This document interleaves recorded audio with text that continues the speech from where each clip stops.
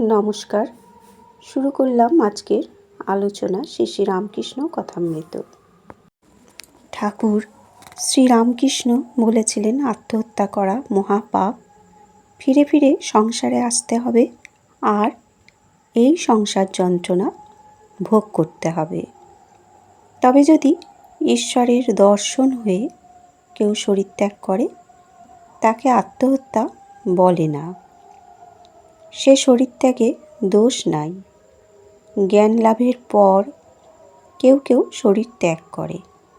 যখন সোনার প্রতিমা একবার মাটির ছাঁচে ঢালাই হয়, তখন মাটির ছাঁচ রাখতেও পারে, ভেঙে ফেলতেও পারে। অনেক বছর আগে বরাহনগর থেকে একটি ছোকরা আসতো। উমের 20 বছর হবে, অর্থাৎ তার বয়স 20 বছর হবে। গোপাল সেন যখন এখানে আসতো, তখন এত ভাব হতো যে হৃদয়কে ধরতে হতো, পাছে পড়ে গিয়ে হাত পা ভেঙে যায়। সে ছোকরা একদিন হঠাৎ আমার পায়ে হাত দিয়ে বললে, আর আমি আসতে পারবো না, তবে আমি চললুম। কিছুদিন পরে শুনলাম যে সে শরীর ত্যাগ করেছে। ঠাকুর বললেন, জীব 4 থাক বলেছে: বদ্ধ, মুমুক্ষু, মুক্ত, নিত্য। সংসার জালের স্বরূপ জীব যেন মাছ। ঈশ্বর যার মায়া এই সংসার, তিনি জেলে।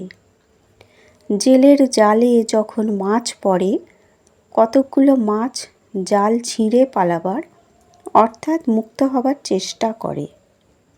এদের মুমুক্ষু জীব বলা যায়। যারা পালাবার চেষ্টা করছে, তারা কিন্তু সকলেই পালাতে পারে না। 2-4টা মাছ ধপাং শব্দ করে পালায়। তখন লোকেরা বলে, ওই মাছটা বড়, পালিয়ে গেল। এই 2-4টা লোক মুক্ত জীব। কতকগুলি মাছ স্বভাবত এত সাবধান যে কখনো জালে পড়ে না। নারদাদি নিত্যজীব কখনো সংসার জালে পড়ে না, কিন্তু আবার অধিকাংশ মাছ জালে পড়ে, অথচ এ বোধ নাই যে জালে পড়েছে মরতে হবে। জালে পড়েই জাল শুদ্ধ চোঁচা দৌড় মারে ও একেবারে পাঁকে গিয়ে শরীর লুকোবার চেষ্টা করে। পালাবার কোনো চেষ্টা নাই, বরং আরও পাঁকে গিয়ে পড়ে। এরাই বদ্ধ জীব। জালে এরা রয়েছে, কিন্তু মনে করে হেথায় বেশ আছি। বদ্ধজীব সংসারে অর্থাৎ কামিনী কাঞ্চনে আসক্ত হয়ে আছে। কলঙ্ক সাগরে মগ্ন, কিন্তু মনে করে বেশ আছি। যারা মুমুক্ষু বা মুক্ত সংসার, তাদের পাতকুয়া বোধ হয়, ভালো লাগে না। তাই কেউ কেউ জ্ঞান লাভের পর, ভগবান লাভের পর শরীর ত্যাগ করে। কিন্তু সেরকম শরীর ত্যাগ অনেক দূরের কথা। বদ্ধজীবের, সংসারী জীবের কোনো মতে হুঁশ আর হয় না। এত দুঃখ, এত দাগা পায়, এত বিপদে পড়ে, তবুও চৈতন্য হয় না। ঠাকুর বলেন, উট কাঁটা ঘাস বড় ভালোবাসে, কিন্তু যত খায় মুখ দিয়ে রক্ত দরদর করে পড়ে, তবুও সেই কাঁটা ঘাসই খাবে, ছাড়বে না। সংসারী লোক এত শোক তাপ পায়, তবু কিছুদিনের পর যেমন তেমনি। স্ত্রী মরে গেল, কি অসতী হলো, তবু আবার বিয়ে করবে। ছেলে মরে গেল, কত শোক পেলে, কিছুদিন পরেই সব ভুলে গেল। সেই ছেলের মা যে শোকে অধীর হয়েছিল, আবার কিছুদিন পরে চুল বাঁধল, গয়না পরল।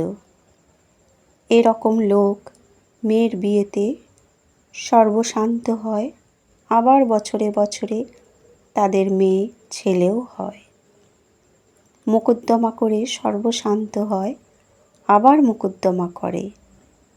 যা ছেলে হয়েছে তাদেরই খাওয়াতে পারে না, পড়াতে পারে না, ভালো ঘরে রাখতে পারে না, আবার বছর বছরে ছেলে হয়। আবার কখনো কখনো যেন সাপে ছুঁচো গেলা হয়, গিলতেও পারে না, আবার উগরাতেও পারে না। বদ্ধজীব হয়তো বুঝেছে যে সংসারে কিছুই সার নাই, আমরার কেবল আঁটি আর চামড়া।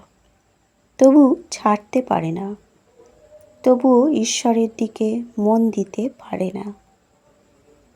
কেশব সেনের একজন আত্মীয় 50 বছর বয়স, দেখি তাস খেলছে, যেন ঈশ্বরের নাম করবার সময় নেই। বন্ধুরা, আজকের শ্রী শ্রী রামকৃষ্ণ কথামৃত থেকে এই আলোচনা এ পর্যন্তই। ধন্যবাদ।